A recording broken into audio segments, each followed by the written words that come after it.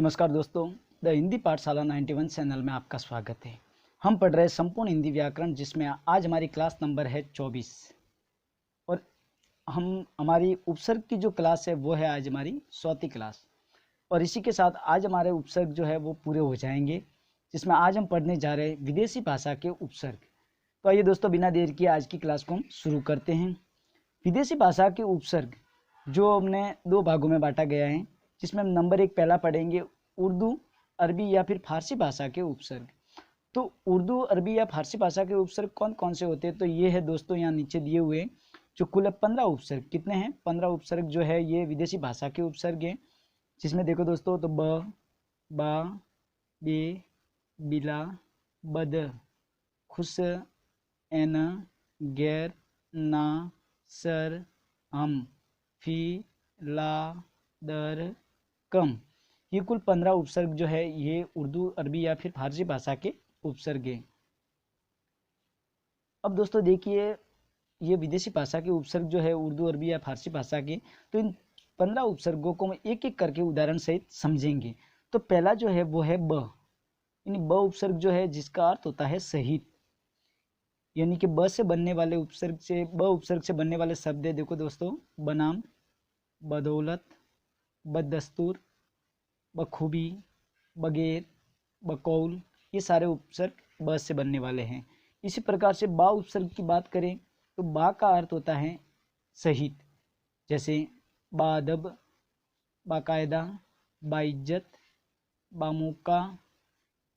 फिर है 3 नंबर बे उपसर्ग। बे का अर्थ है रहित, यानी कि बेपरवाह, बेगुनाह, बेवजह, बेचैन, बेदर्दी, बेनकाब।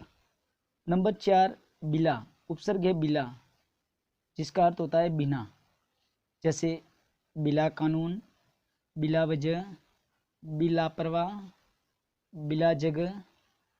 5 नंबर उपसर्ग है बद।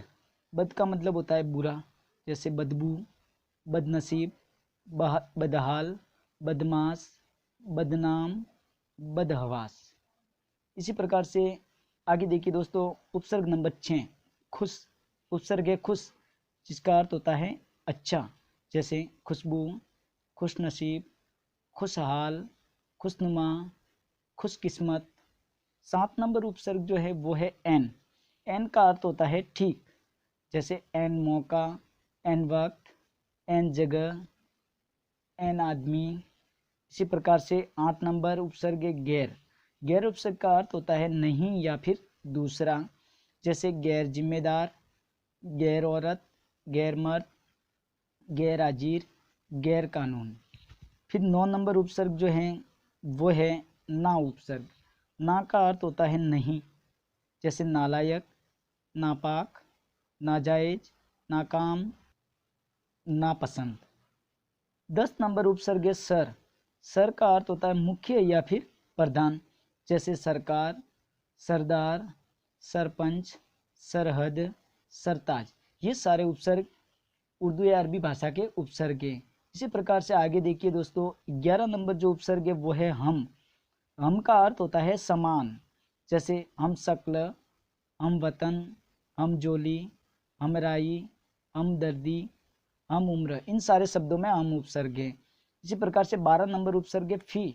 फी का अर्थ होता है प्रत्येक, जैसे फी आदमी, फी औरत, फी मैदान। 13 नंबर उपसर्ग है ला।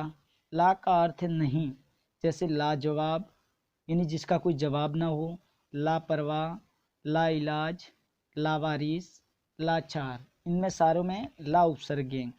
उपसर्ग नंबर 14 जो है, इसमें दर उपसर्ग, जिसका अर्थ होता है मैं, जैसे दरबार, दरगाह, दरकिनार, दरबदर, दरमियान, दरख्वास्त। 15 नंबर उपसर्ग है दोस्तों कम। कम का अर्थ यानी थोड़ा, जैसे कमजोर, कम वक्त, कम अक्ल, कम सिन। ये सारे शब्द जो है इनमें कम उपसर्ग है। अब दोस्तों आगे देखिए, आगे जो है वो अंग्रेजी भाषा के उपसर्ग। अब अंग्रेजी भाषा के उपसर्ग जो है वो है 7 उपसर्ग है जो अंग्रेजी भाषा के हैं, जिसमें है of, head, chip, vice, general, deputy, सब। ये सारे उपसर्ग अंग्रेजी भाषा के उपसर्ग है।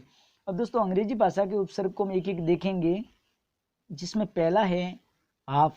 हाफ का मतलब होता है आधा, जैसे half mind, half day, half pant. 2 number उपसर्ग है हेड।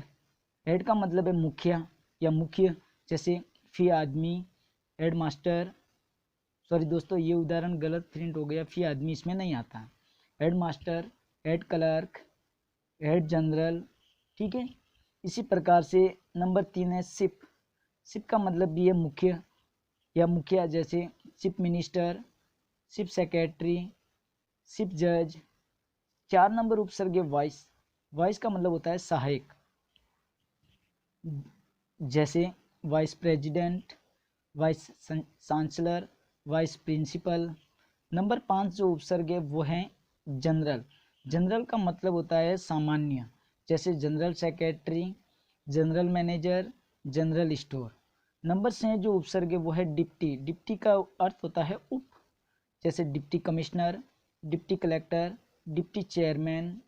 और 4 नंबर जो उपसर्ग है सब, जिसका अर्थ है उप, यानी सब डिवीजन, सब इंस्पेक्टर, सब मजिस्ट्रेट। इस प्रकार से दोस्तों ये उपसर्ग की हमारी लास्ट क्लास थी, जो आज ये क्लास पूरी हो गई। ठीक है दोस्तों, अगर हमारी वीडियो अच्छी लगी है तो वीडियो को लाइक, शेयर और सब्सक्राइब जरूर करें, और हमारे टेलीग्राम चैनल को भी जरूर ज्वाइन करें, जहां से आप हिंदी के 10 क्वेश्चन डेली के प्रैक्टिस कर पाएंगे। धन्यवाद।